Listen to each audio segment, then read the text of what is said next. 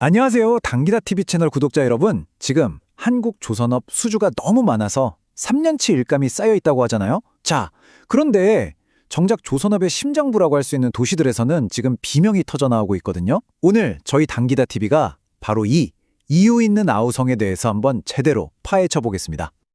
네, 바로 이 질문. 이게 오늘 이야기의 핵심인데요. 겉으로 보기에는 정말 엄청난 호황이잖아요. 그런데 그 속을 들여다보면 거제나 울산 같은 핵심 도시들은 지금 아주 심각한 위기를 겪고 있다는 겁니다. 아니, 대체 왜 이런 일이 벌어지고 있는 걸까요? 자, 그럼 첫 번째로 문제점부터 한번 짚어보죠. 바로 호황 속의 역설이라는 건데요. 이 핵심 산업 도시들이 마주하고 있는 문제, 이게 생각보다 훨씬 복잡한 구조를 가지고 있습니다. 네, 이게 어느 한 도시만의 이야기가 아니라는 게 더 큰 문제입니다. 삼성중공업이랑 하나오션이 있는 거제시부터 HD 현대중공업이 있는 울산 동구까지 상황이 놀라울 정도로 비슷해요. 그러니까 급증한 외국인 노동자들이 당장의 인력난을 해결해주는 고마운 존재이긴 한데 동시에 지역사회에는 예상치 못했던 어떤 균열에 만들고 있는 그런 상황인 거죠. 자, 그럼 두 번째로 그 원인을 한번 살펴볼까요? 도대체 왜 이렇게 된 걸까요? 이 문제를 제대로 이해하려면요, 시간을 좀 거슬러 올라가야 합니다. 바로 떠나간 사람들과 새로운 사람들의 이야기를 들어봐야 해요. 네, 이 타임라인을 보시면 상황이 한눈에 딱 들어오실 거예요. 2015년쯤에 불황이 닥치면서 대규모 구조조정이 있었고 이때 숙련된 한국인 노동자들이 대거 떠났습니다. 그런데 말이죠, 몇 년 뒤에 다시 호황이 찾아왔는데 이분들이 돌아오지 않은 겁니다. 과연 왜 그랬을까요? 네, 바로 이 문구가 그 이유의 핵심을 정확히 꿰뚫고 있습니다. 호황이 지나면 언제든 다시 칼바람을 맞을 수 있다는 근원적인 불안감. 이건 단순히 월급을 더 준다 안 준다의 문제가 아닌 거죠. 한번 그 혹독한 구조조정을 겪었던 노동자들이 복귀를 꺼리는 가장 깊은 곳에 자리 잡은 어떤 공포, 바로 그겁니다. 자, 세 번째는 그 영향입니다. 이렇게 인력 구조가 확 바뀌어버리니까 아주 기이한 현상이 나타나기 시작했어요. 바로 돈이 돌지 않는 도시가 되어버린 거죠. 이 변화의 규모가 어느 정도냐면요, 바로 이 숫자, 약 3배. 이게 모든 걸 말해줍니다.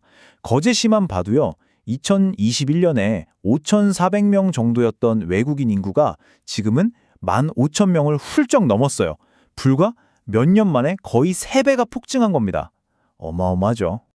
이 차트를 보시면 그 냉혹한 현실이 더 와닿으실 겁니다. 보세요. 전체 인구, 그러니까 한국인 주민은 25만 명대에서 23만 명 아래로 계속 줄고 있는데 외국인 인구는 오히려 폭발적으로 늘고 있잖아요. 그러니까 그 빈자리를 외국인이 채우는 수준을 넘어서서 아예 도시의 인구 지형 자체가 완전히 뒤바뀌고 있는 겁니다. 이게 바로 경제적인 악순환의 고리를 만드는 건데요. 자, 외국인 노동자들은 월급의 상당 부분을 자기 나라로 보내겠죠. 그럼 도시 안에서는 돈이 돌지 않으니까 지역 상권은 점점 힘들어지고요. 또 일자리를 잃거나 구하기 어려워진 내국인들은 다른 지역으로 떠나게 되고, 그럼 그 빈자리는 또다시 외국인 노동자로 채워지는 이런 악순환이 계속 반복되는 겁니다. 그런데 여기에 정말 기가 막힌 제도적인 모순까지 더해집니다. 정부에서 지방에 주는 돈, 그러니까 교부금은요, 내국인 인구를 기준으로 계산되거든요. 그러니까 내국인이 줄었으니 시에 들어오는 돈은 줄어드는 거예요. 근데 외국인 주민은 늘었으니 그들을 위한 행정 비용, 인프라 같은 건 더 필요하잖아요. 돈은 줄어드는데 쓸 돈은 늘어나는, 정말 앞뒤가 안 맞는 상황인 거죠. 자, 그럼 네 번째, 해법을 찾아봐야겠죠. 물론 이 도시들도 그냥 넋놓고 있지만은 않습니다. 지자체들이 직접 목소리를 내면서 아주 적극적으로 해결책을 내놓고 있어요. 네, 예를 들어 거제시장은 정부에 아주 명확한 3단계 계획을 제안했습니다.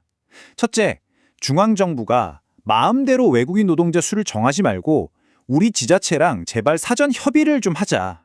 둘째, 이음 프로젝트라는 걸 만들어서 우리 지역 청년들을 차세대 숙련공으로 키워내자.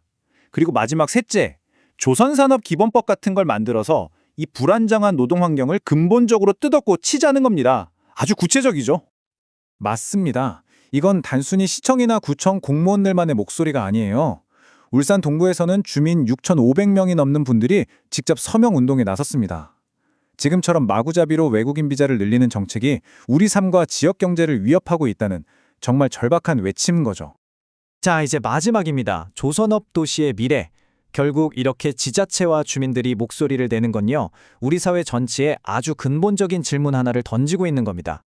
네, 결국 우리는 이 아주 어렵고도 중요한 질문과 마주하게 됩니다. 외국인 노동자와의 공전, 그리고 우리 내국인의 일자리 보호. 이 두 마리 토끼를 다 잡는 그런 완벽한 해법이라는 게 과연 존재할 수 있을까요?